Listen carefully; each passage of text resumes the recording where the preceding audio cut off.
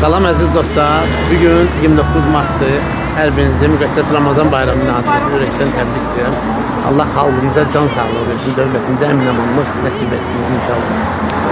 Değerli izləyicilərimiz, Rusiyada yaşayan qardaşlarımız, Rus vilayətində yaşayan Seyid Rasim qardaşımız, Yaşar qardaşımız, Qubamızda olan mərd oğullar qərara gəldik ki, bu gözəl bayramda xalqımızın az təminatlı ailələrinə ət payı bəxş edək.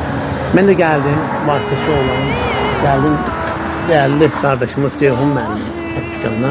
Hatırladım ki, Nüvedi yolun qalxan kimi yolun sağ hissəsində yerləşir bu güzel dükkanı. Halal yolla, bismillahla kesilmiş yalnız buradadır. İnsanların adının hamısını qeyd etmişik, 16 paydır.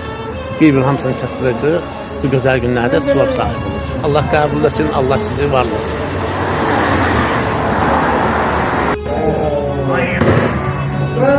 Kardeşimiz doğradıqca mən də atlarını qeyd etmişəm. Bir koyuram ki işimiz asan olsun.